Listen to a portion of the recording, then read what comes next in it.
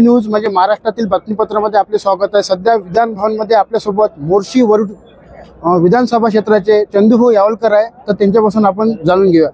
चंदूभाऊ, तुम्ही यावर्षी विधानसभा क्षेत्रामध्ये दमदारपणे एंट्री या ठिकाणी विधान भवनात केलेली आहे। विधानसभा क्षेत्रामध्ये तुम्ही भरघोस मताने निवडून आल्या, कसं बघाल याच्याकडे? हा माझ्यावर जनतेने दाखवलेला विश्वास आहे आणि मी त्या विश्वासाला कुठेही तडा जाऊ देणार नाही। माझ्या मोर्शी वरुड विधानसभा मतदार क्षेत्रातील जनतेचा विश्वास मी कुठेही त्याला तडा न जाऊ देता त्यांनी जे माझ्यावर जबाबदारी सोपवली ती मी इमानी इतबारे पार पाडीन।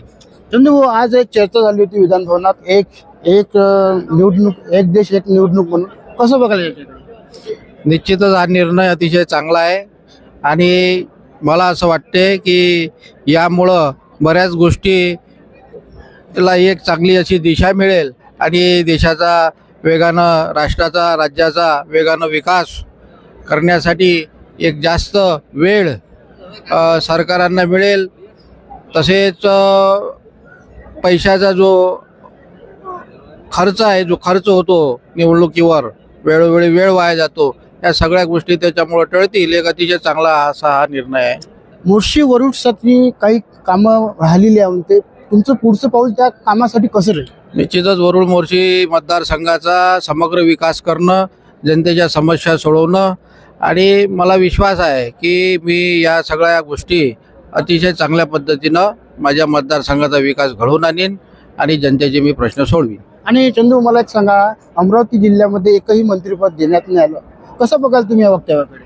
आता तो माननीय मुख्यमंत्र्यांचा विशेषाधिकार आहे, त्यामुळं आता ते जे निर्णय घेतील तो आम्हाला मान्य करावा लागेल। पण निश्चितच जर अमरावती जिल्ह्याला एक मंत्रिपद देण्यात आलं असतं तर ते आमच्यासाठी, आमच्या अमरावतीकरांसाठी, अमरावती जिल्हा वासियांसाठी एक आनंदाची बाब राहिली असती। आणि आता सेशन संपलेलं आहे पहिलं, दुसऱ्या सेशनमध्ये आज कुठली चर्चा होणार असं वाटतं तुम्हाला? आता राज्यपालाच्या अभिभाषणावर काही विषय आहेत चर्चेसाठी आणि इतर काही विषय आहेत, त्यावर चर्चा होईल।